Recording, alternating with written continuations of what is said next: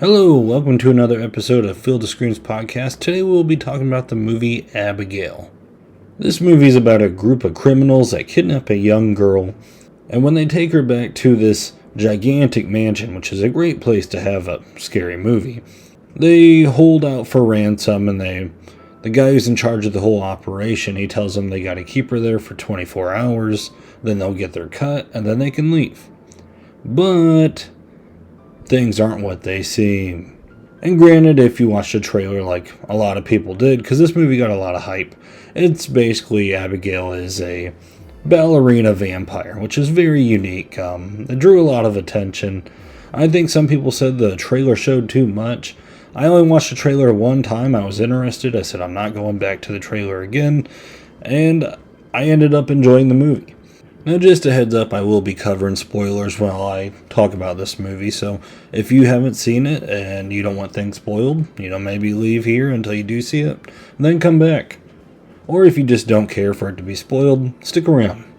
Now, the first thing I'll say is, anytime you have a movie where your main characters are criminals and they're doing not so good things like kidnapping little girls, you need to have a pretty likable cast. And this movie does a really good job with that. A lot of the characters, they're likable, you root for them, you hope some of them make it to the end, and that's really important in a movie like this. I mean, if the characters just kind of come off scummy, and you don't care for them, or they're boring, you start to just kind of root for the monster itself, which it can be fun sometimes. I mean, there's plenty of 80s movies that do that, but I think it just makes the movie a little better when you're rooting for the supposed good guys. So once they kidnap Abigail, and I mean, the scene's like kind of tense. I mean, the criminals are kind of joking back and forth in the beginning, but they go in the room, they kidnap her, they knock her out, they put her to sleep, and then they take her to the checkpoint, which again is this gigantic mansion type place. Kind of reminds me of, what movie is it? Is it House on Haunted Hill? Am I thinking of the right movie? But anyways, they go back to that checkpoint, and then the characters kind of interact, and you kind of get a glimpse of who they really are. We have Rickles, who is the gunman for the group. He's the guy who's constantly on the building with the sniper, making sure things are going okay. If they're not going okay, he'll take the shot. We have Dean, who is the getaway driver.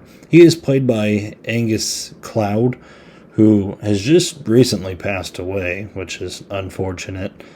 My wife and I, we actually went to my parents' house to watch this film. And, we bought it. We were watching it because my dad likes scary movies too. I figured he would enjoy watching it. And while we're watching it, my wife, she's like, "Oh, that's Angus Cloud." And I'm like, I don't know who that is. And she goes, "Oh, he's from Euphoria." And I guess he's a pretty popular character from that show. And she was like just kind of telling me that he recently passed away and how it sucked. And I was like, "Oh, okay." And during that time, my mom's walking by and she kind of like hears some of the conversation. And by the look on her face, I can see the gears are kind of turning in her head. Like she didn't quite hear all of the conversation, but she heard some of it. And then a little bit later, like, she walks up to us. She didn't watch the entire movie. She's not one for gore. But, like, the Northern Lights thing was happening in the sky during this night. Where the sky was, like, turning different colors. I don't know the technical name for it. But, the sky was turning blue and purple that night.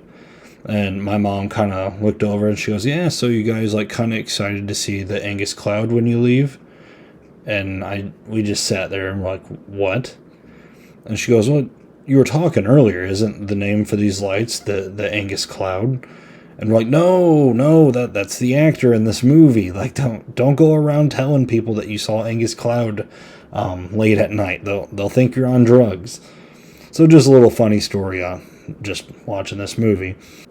So, Dean and Rickles, they die off pretty early, but these other characters, they stick around, and they're kind of like the main cast for this movie. The next one's Sammy. She's the hacker in the group, played by Catherine Newton, who was in Paranormal Activity 4. She was also in that Detective Pikachu movie, if anyone went and saw that.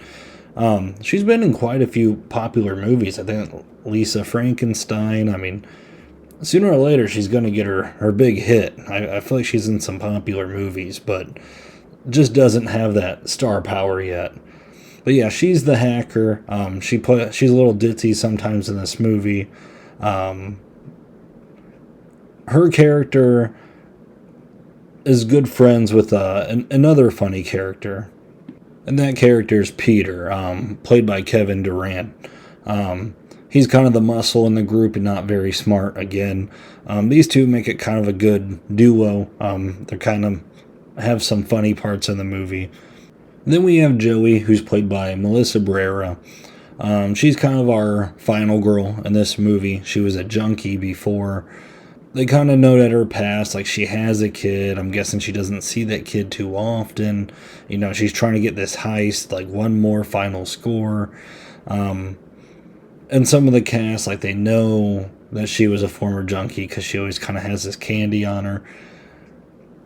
And one of the guys to point it out, which among the technical good guys, if you want to call him that, there's Frank, played by Dan Stevens. And I thought he did the best job among the cast that was not Abigail. This guy chewed the scenery every scene he was in. And I mean, he plays a former detective cop who is not afraid to bend the rules. He was completely awesome. He always had something witty and awesome to say. My wife didn't like his character, but I thought he did an awesome job as Frank. Now, I know I've spent a while highlighting like each and every character that's part of this heist, but I think that's important because I think a movie like this, if you like the characters, this movie's going to have staying power for you. You know, this is going to determine whether you revisit this movie or not. All the vampire stuff is cool, but the characters are what makes it great if you really liked it. If you didn't really like it, you probably really didn't care for the characters.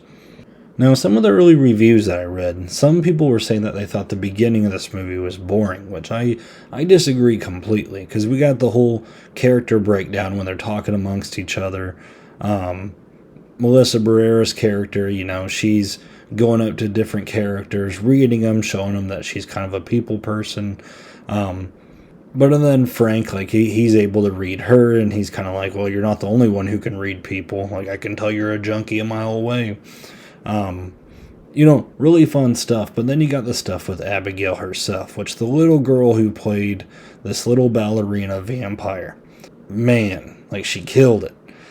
Because early in the film, you're technically not supposed to know she's a vampire. Like, she's acting like this little girl, like I said before. She's crying, she's screaming for help.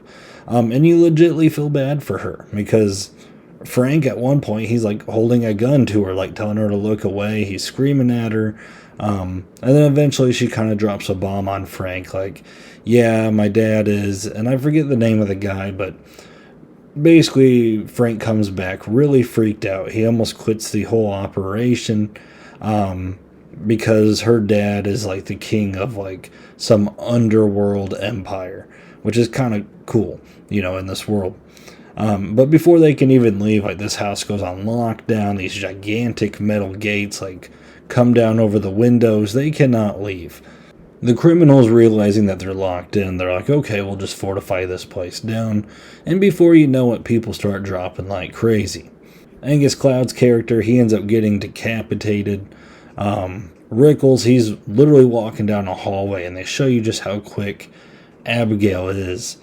Because you see Rickles walking, and then the camera kind of pans to where Joey gets in the way for like 1 second, and then she turns around to say one more thing to Rickles, and then like he's standing there like shaking, and he's already dead by the time she turns around. It's that quick. Eventually they figure out that, she's the vampire. And one scene that I really liked, and it's where I started laughing, and it's where I was having fun in the movie, is Frank, he gathers up the rest of the crew, except Joey. Joey's like, oh, this stuff isn't going to work against Abigail. They already like shot her in the head. She just like wiped away the bullet. She's like, if these bullets aren't going to work, we got to find a different way. Frank's like, no, Like, we're going to take her out classic vampire style. We're going to get some garlic. We're going to get a steak. And we're going to end this right here, right now. While they're getting ready, Sammy does supposedly get the garlic, which turns out to be onions. Pretty funny scene. But they go upstairs and they kind of corner Abigail.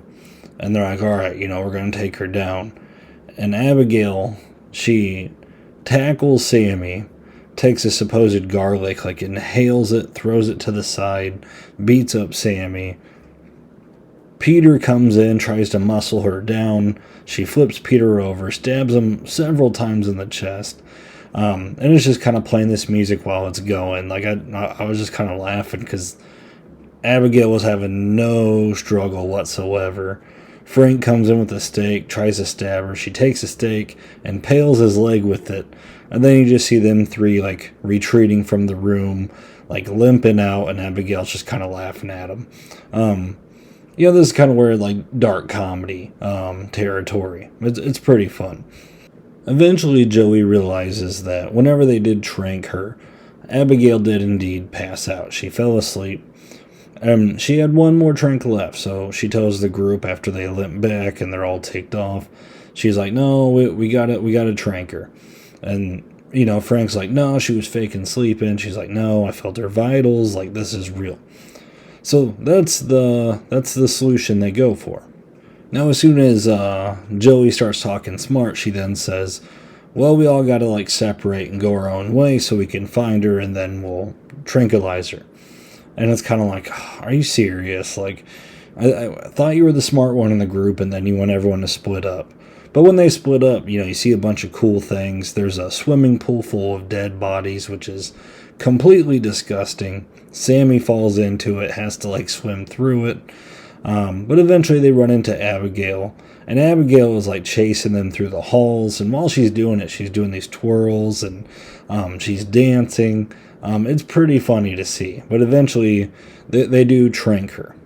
Now, the scene that follows this, they lock Abigail up in this cage, and they basically have her for a moment. Abigail wakes up and she's like, please let me out. And they're like, no, we're not. She's trying to act like a little girl. They tell her to cut it. They tell her, they know what she is. Like, quit acting like a little girl. Then Abigail talks like the actual vampire. And this is where you see this little actress's, like, talent just soar. Because she goes from, this scared little girl, and then when she talks as a vampire, like, she literally talks like this 30-year-old, and just kind of lectures each and every one of them. And while she's doing it, like, she's calling out their backgrounds, their faults in their past. And this is kind of where we learn where Joey never sees her kid and how she used to be a junkie. And Frank, he was part of a case to where he brought down all of these bad people, but he liked being involved.